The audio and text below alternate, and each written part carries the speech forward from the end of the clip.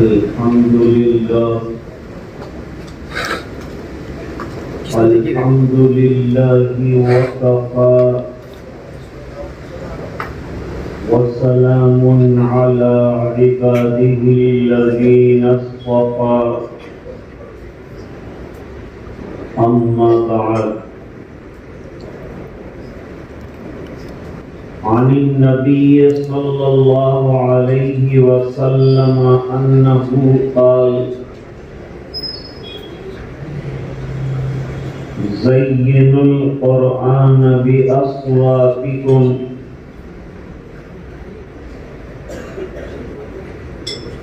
وقال حسنوا القرآن بأصواتكم فإن الصوت الحسن يزيد في القرآن حسنا أو كما قال عليه الصلاة والسلام وصدق رسوله النبي الأمي الكريم اللهم صل على سيدنا محمد وعلى آل سيدنا محمد وبارك وسلم.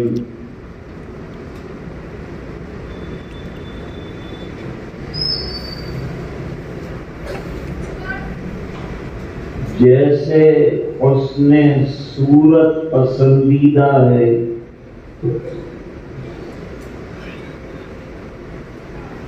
اسی طرح حسن صوت بھی پسندیدہ ہے.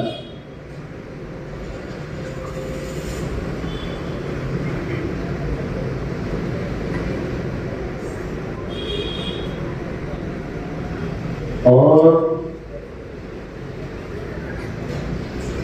تمام انبیاء کرام کو اللہ تعالیٰ نے بہترین اصوات سے نوازا.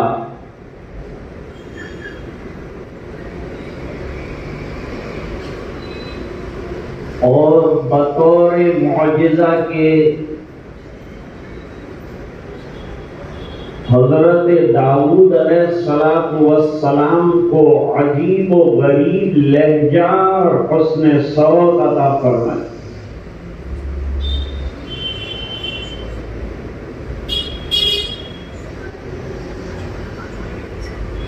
جب حضرت داؤد علیہ السلام اللہ کا ذکر کرتے تھے اور زبور کی تلاوت کرتے تھے تو ساری مخلوق ہماتن گوش ہو جاتی.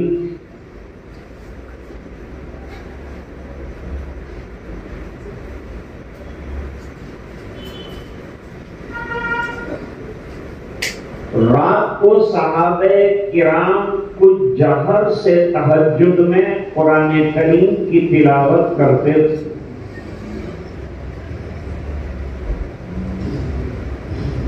جس کی وجہ سے ان کے گھروں کو نبی کریم صلی اللہ علیہ وسلم پہچانتے تھے.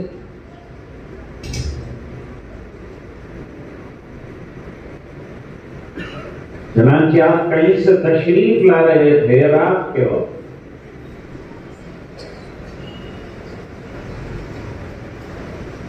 اور حضرت ابو موسیٰ اشعری رضی اللہ تعالی عنہ بہترین آواز میں قرآن کریم کی تلاوت نماز میں کر رہے.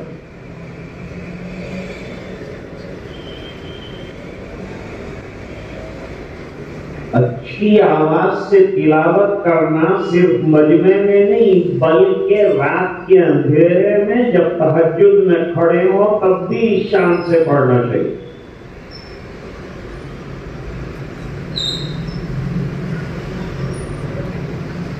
اگر نمائش اور ریا کا خیال نہ ہو تو مجمع میں اچھی آواز سے پڑھنا اچھا ہے. یہ علماء کا فتویٰ ہے.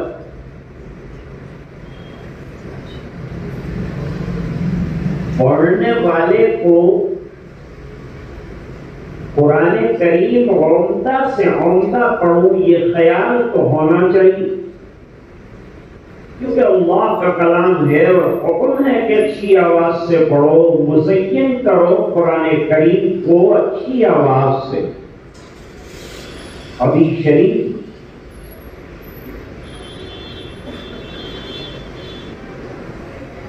اور تغنی بالقرآن بھی ہو، یعنی قرآن کریم کو گنگنا کر اچھی آواز میں پڑھا جائے، تو یہ بھی جب تک قرات کے اصول اور تجوید کے ضوابط سے نکل نہ جائے وہاں تک عمدہ ہے۔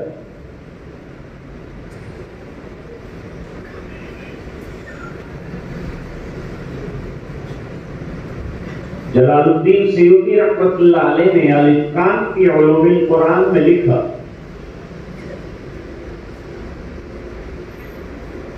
کہ ترتیل کی 4 انواع،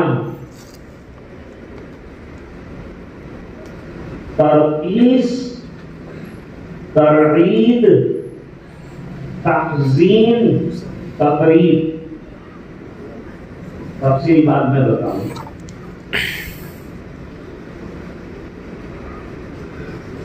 یہ ترتیل کے درجات ہیں۔ موجودہ دور میں اب تو انتقال کر گئے، سب سے بہترین اور اچھی آواز اور تحزین کے ساتھ پڑھنے والے محمد صدیق المنشاوی رحمۃ اللہ علیہ۔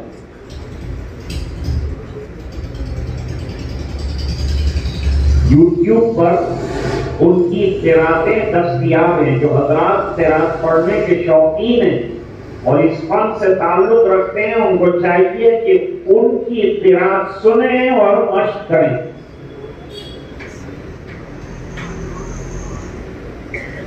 حضرت فاروق اعظم رضی اللہ تعالیٰ عنہ کا ارشاد احیا کے حوالے سے کان میں نقل کیا ہے،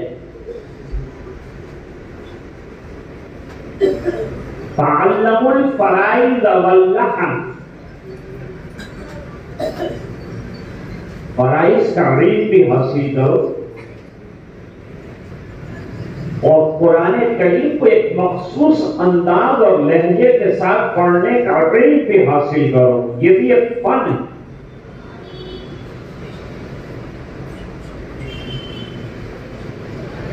حضور نے دیر تک حضرت ابو موسیٰ اشعری رضی اللہ تعالی عنہ کی قرات سنی اور تعریف فرمائی۔ قرات کے اختتام پر عمدہ قرات ہو تو احسن کا کہنا ثابت ہے۔ چنانچہ حضرت عبداللہ بن مسعود رضی اللہ تعالیٰ عنہ نے جب قرآن کریم حضور پاک صلی اللہ علیہ وسلم کو سنایا تو اس کے اختتام پر سرکار نے فرمایا احسن کا، بہت اچھا قرآن کریم پر۔ سرکار نے ابو موسیٰ اشعری رضی اللہ تعالیٰ عنہ کی تلاوت کی تعریف فرمائی اور فرمایا کہ تم کو آل داؤد کے مزامیر میں سے ایک مزمار اللہ نے عطا کیا ہے، تم داؤد امت ہو میرے یہاں۔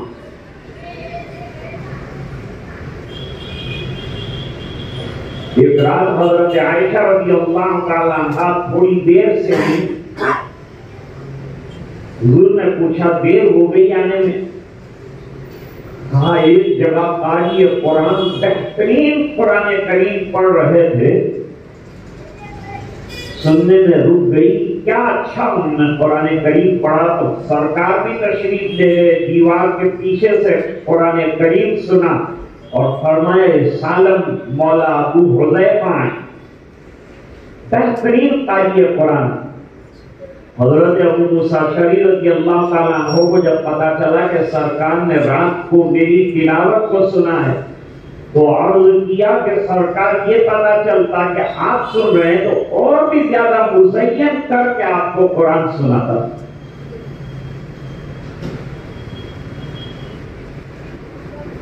دنیا کی دوسری جتنی کتابیں گرنتھ صاحب ہے اور دوسرے رامائن اور مہابھارت گیتا وغیرہ جو موسیقی کی دھن پر پڑے جاتے ہیں، اور قرآن کریم ایسی کتاب ہے کہ بغیر موسیقی کی دھن کے ساتھ بہترین طریقے پر یہ پڑھی جاتی ہے اور اس کا بڑا زبردست اثر دیتا ہے.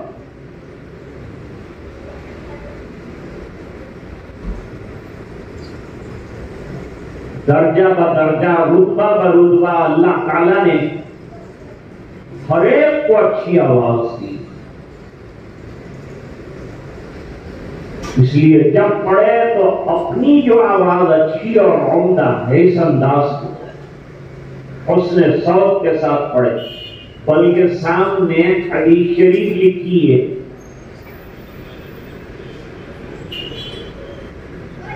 کہ اگر تم اپنے آواز کو عمدہ کرنا چاہتے ہو تو قرآن کریم پڑھا کرو, تمہاری آواز اچھی ہو جائے گی. اور جس کو ایسا معلوم ہو کہ میری آواز اتنی اچھی نہیں ہے تو اس کو چاہیے کہ وہ مشق کرے, محنت کرے. نقش ہیں سب ناتمام خون جگر کے بغیر, نقش ہیں سب ناتمام خون جگر کے بغیر, نغمہ ہے سودائے خام خون جگر کے بغیر.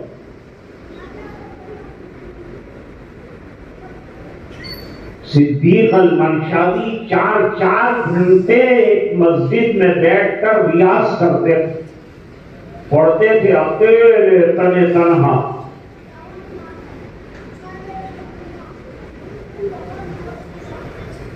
دارالعلوم دیوبند کے قاری برطانیہ آئے تھے. گاڑی میں ایک جگہ سے دوسری جگہ سفر ہوتا تھا 1.5 گھنٹے 2 گھنٹے 3 گھنٹے, تو وہ گاڑی میں بھی قرآن کریم کی مشق کیا کرتے تھے, پڑھا کرتے تھے, تلاوت کیا کرتے تھے.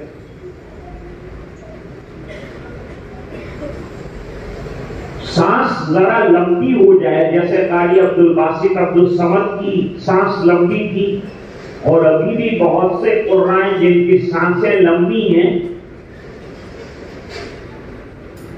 تو یہ مدرسے کا شوربہ کھا کے مشکل ہے. اس کے لیے بادام اور دودھ کا استعمال کیا جائے اور مقویات جو ہیں وہ استعمال کی جائیں, اور 2 چیزوں سے پرہیز کیا جائے, ٹھنڈا پانی اور تیل والی چیزیں, اس سے بچا جائے. آواز کو اگر اچھا رکھنا ہے, صاف رکھنا ہے, عمدہ رکھنا ہے تو جتن کرنا پڑے گا, محنت کرنی پڑے گی.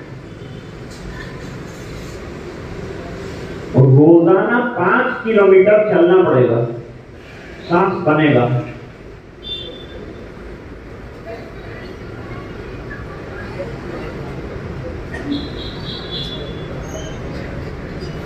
قاری عبدالباسط عبدالصمد مرحوم روزانہ 5 کلومیٹر چلتے تھے, قرآن پڑھتے ہوئے چلتے. حضرت اقدس حکیم الامت مجدد ملت مولانا اشرف علی صاحب تھانوی رحمۃ اللہ علیہ روزانہ 5 کلومیٹر چلتے تھے, اس سے صحت اچھی رہتی تھی اور قرآن کریم پڑھتے تھے 2-3 پارے آتے جاتے. نماز میں بھی بہترین طریقے سے قرآن کریم پڑھنا چاہیے. اذان میں بھی حسن صوت مطلوب ہے, لیکن ضرورت سے زیادہ وجود کا جو سلسلہ ہے اس کو منقطع کرنے کی ضرورت.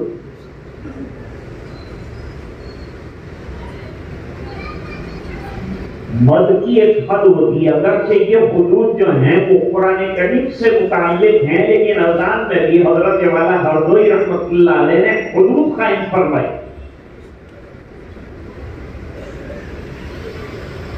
وَأَشْهَدُ أَن لَّا إِلَٰهَ إِلَّا اللَّهُ کو کھینچ کے کہاں ایران تک لے جائے گا,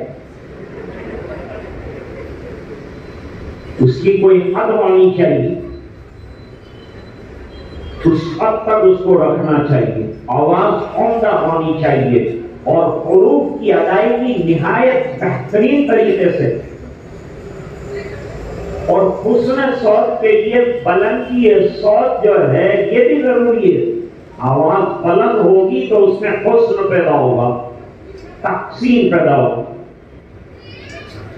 ایک انٹرویو میں قاری عبدالباسط عبدالصمد صاحب مرحوم نے بتایا تھا کہ میری قرات کی وجہ سے الحمدللہ 150 سے زیادہ مرتدین جو ہیں وہ ایمان لائے اور 50 سے زیادہ غیر مسلموں نے قرآن کریم سن کر اسلام قبول کیا. یہ قرآن کریم کا حسن ہے. قرآن کا ہر پہلو جو ہے نا ہیرے کی طرح ہے. جیسے روشنی کے سامنے آپ ہیرا رکھیں تو وہ ہیرا جتنا آپ گھمائیں گے اندر سے پہلے اور روشنیاں مختلف نکلیں گی. اتنے قرآن کریم کے اعجازی پہلو. تو اس کے لب و لہجے کی حفاظت کا بھی اللہ کی طرف سے خاص انتظام ہوا ہے اور ہمارے اداروں میں الحمدللہ اس پر محنتیں ہوتی. جیسے کہ آج آپ نے مسابقۃ القرآن کے اندر تدبیراً اور ترتیلاً مختلف طلباء کرام سے قرآن کریم سماعت فرمائے. تینوں قرآن حضرات بہترین محنتیں کر رہے ہیں اور ابھی ہمارے یہاں کم عرصہ ہوا ہے تجوید القرآن کریم کے سلسلے کی مجالس کو. تو ابھی آغاز ہے، ابتدا ہے. آتے آتے آئے گا ان کو خیال اور جاتے جاتے بے خیالی جائے گی. تو انشاءاللہ دھیرے دھیرے جو ہے وہ اللہ نے چاہا تو جیسے آج عمدہ قرآن کریم اصل تو صحت ہے، صحت کا خیال رکھتے ہوئے حسن صوت مطلوب ہے اور حسن صوت میں بھی ترنم لہجہ بنانے کی کوشش کی جائے لیکن وہ لہجہ بھی عربی ہو. اقرأوا القرآن بلغون العرب حضور پاک صلی اللہ علیہ وسلم کا ارشاد ہے. اور حضور نے فرمایا ایاکم ولغون اہل العشق. جو عشاق گانے گاتے ہیں اور ترانے گاتے ہیں ان کی طرح نہیں پڑھنا ہے. اور کتابین، اہل کتابین جس طرح سے قرآن پڑھتے ہیں، جس طرح سے اپنی کتاب پڑھتے ہیں، اس طرح نہیں پڑھنا ہے. پڑھنے کا کون سا طریقہ؟ فرمایا لغون عرب کو شیوا بنائیے، عربی لہجوں کے اندر قرآن کریم پڑھا جائے. 2-3 واقعات آپ کو سناؤں حسن صوت پر کیا اثر پڑتا ہے. ام کلثوم ایک مصر کی قاہرہ کی گانے والی گلوکارہ. اس کا گانا عرب میں مشہور تھا. اسی زمانے میں حضرت قاری عبدالباسط صاحب کی قرات مشہور تھی.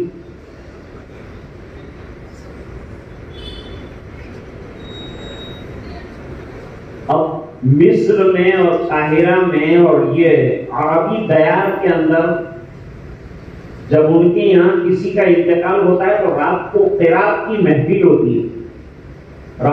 پوری رات قرآن کریم پڑھنے والے قرآن آتے رہتے ہیں، پڑھتے رہتے ہیں. لوگ بڑے شوق سے سنتے رہتے ہیں.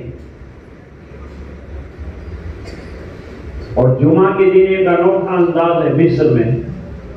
12 بجے سے ہر جامع مسجد کے ممبر پر قاری قرآن بیٹھ کر قرآن کریم پڑھتا ہے اور 12 بجے سے لوگ آ کر کے بیٹھ جاتے ہیں اور پھر وہ قاری ہی اذان بھی دیتا ہے. شادیوں کے اندر بھی لوگ جو ہے گویوں کو نہیں بلاتے، قاریوں کو بلاتے ہیں اور قرآن کریم سنتے ہیں. ایک جگہ شادی ایک بڑے سیٹ صاحب کے یہاں،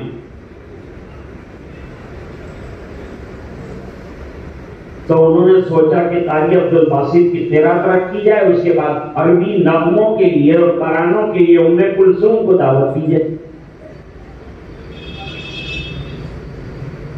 دونوں کو ایک ساتھ دعوت دی. اب پہلے کیا ہو، سب سے پہلے تو کلام اللہ ہوگا، تلاوت سے آغاز ہوگا مجلس کا. ہزاروں کا مجمع تھا، بڑے آدمی کے یہاں شادی تھی. قاری عبدالباسط صاحب نے قرآن کریم شروع کیا اور 1.5 گھنٹے تک پڑھا، اور ایک مجمع جو ہے اس پر ایک سناٹا تھا، ایک سما بدا ہوا تھا ان کے قرآن کریم کے پڑھنے کی وجہ سے۔ دارالعلوم دیوبند بھی تشریف لائے،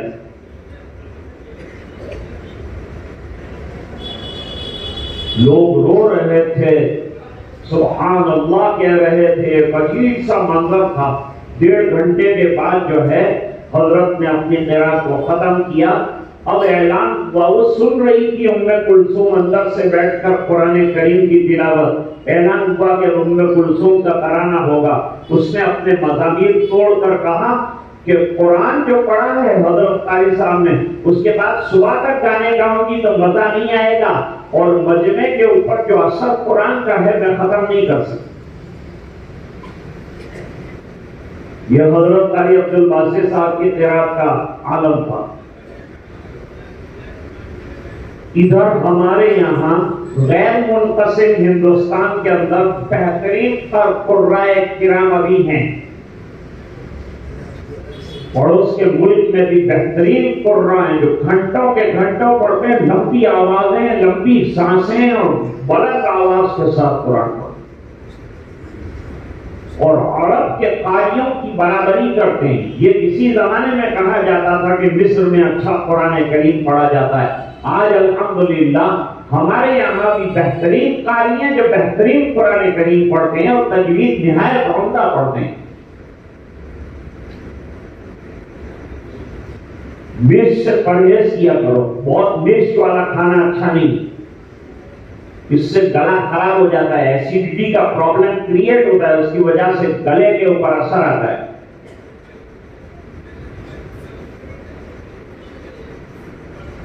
اس لیے وہ قاری صاحب کو ذرا مرچی والا سالن دیا تھا، انہوں نے کہا ہاذہ جہنم۔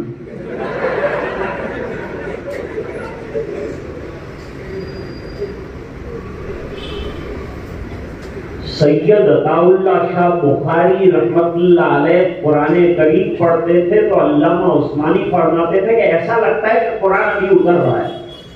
یہ بات مجھے مفتی سید عبد الرحیم صاحب لاجپوری رحمت اللہ علیہ نے جب میں قرآن کریم سنا رہا تھا حضرت کو، جب دوران سماعت قرآن روک کر مجھے کہا کہ مجھے بات یاد آ گئی، ذرا سن لو۔ اتنا بہترین قرآن سید عطا اللہ شاہ بخاری امیر شریعت رحمت اللہ علیہ پڑھتے تھے، یہاں تک کہ جج کے سامنے جج نے کہا پھانسی ہونے والی ہے تو آخری تمنا کیا ہے؟ فرمایا میں نے جنگلوں میں درندوں کو قرآن سنایا ہے، پہاڑوں میں پتھروں کو قرآن سنایا ہے، زندہ لاشوں کو قرآن سنایا ہے، اب ایک امید ہے کہ کورٹ کو بھی قرآن سناؤں۔ اور جب قرآن کریم سنایا تو پرچہ جو تھا وہ کیس کے سلسلے کا کہ پھانسی دی جائے گی، فرمایا جو اتنا بہترین قاری قرآن اور اتنا عمدہ قرآن کریم پڑھتا ہو اس کی زبان جھوٹی نہیں ہو سکتی، اس کو پھانسی نہیں ہو سکتی، پھانسی کا کاغذ چاک کر دیا۔ یہ قرآن کریم کا اعجاز ہے۔ 1952 میں ملتان میں ایک باغ کے اندر حضرت کی تقریر، اور حضرت کی تقریر کا معمول یہ تھا کہ عشاء کے بعد سے شروع کرتے تھے، فجر میں ختم کرتے تھے۔ اور عطا اللہ شاہ بخاری رحمت اللہ علیہ فرماتے تھے میں قاری محمد طیب صاحب رحمت اللہ علیہ کی ایک تقریر سال میں سنتا ہوں، پورے سال کی تقریریں اسی میں سے بنتی ہیں۔ سے حکیم الاسلام کے علوم کا اندازہ لگا سکتے۔ سید عطا اللہ شاہ بخاری رحمت اللہ علیہ نے رات کو تقریر شروع کی، تقریباً 1 بج گیا، مجمع کے اوپر ذرا غنودگی چھانے لگی، لوگ اونگنے لگے، ذرا جھوکے کھانے لگے جیسے آپ۔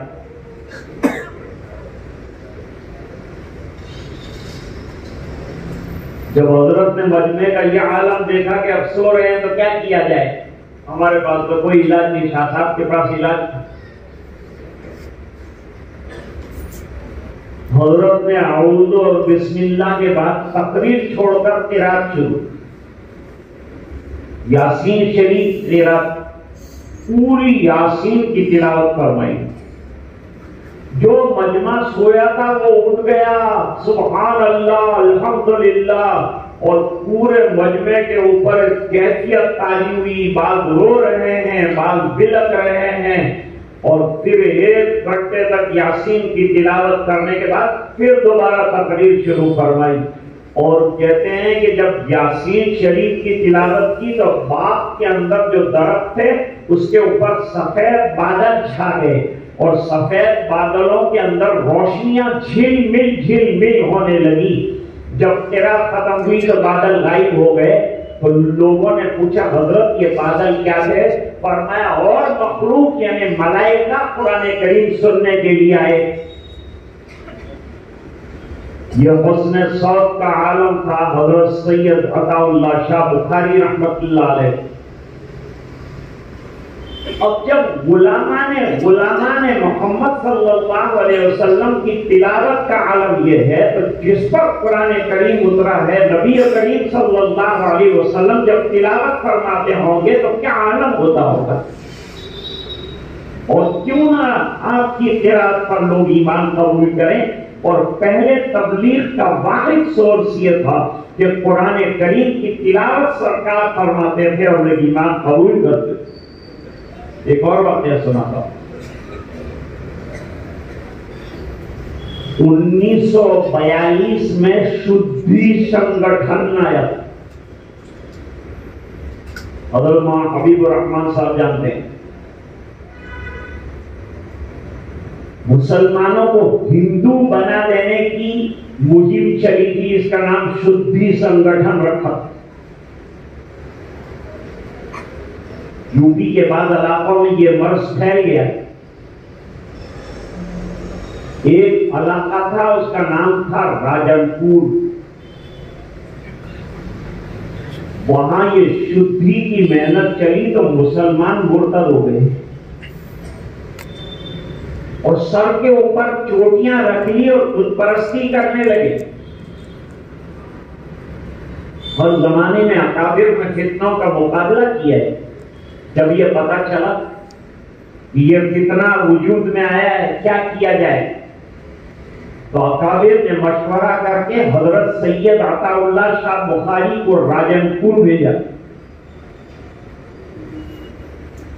حضرت وہاں پہنچے، تقریر نہیں، وہ مانتے ہی نہیں تھے تو تقریر کیا کرتے۔ مجمع بہت بڑا تھا، سید صاحب کا نام سن کر آ گئے تھے لوگ، ادھر ادھر سے مجمع مسلمانوں کا بھی بہت بڑی تعداد میں آیا۔ حضرت نے یاسین شریف کی تلاوت فرمائی۔ یاسین شریف کے بڑے فضائل وارد ہوئے ہیں احادیث کے اندر۔ اپنے مردوں کو یاسین شریف پڑھ کر بخشا کرو۔ فرمایا جس رات میں یاسین شریف پڑھی جاتی ہے اور کوئی بندہ پڑھتا ہے، اللہ تعالیٰ اس کی مغفرت فرماتے ہیں، اور جو ایک مرتبہ یاسین شریف پڑھتا ہے اللہ تعالیٰ 10 قرآن کریم پڑھنے کا ثواب اور اجر عطا فرماتے ہیں۔ اور بھی بہت سے فضائل جو ہیں مختلف صحابہ کرام سے منقول۔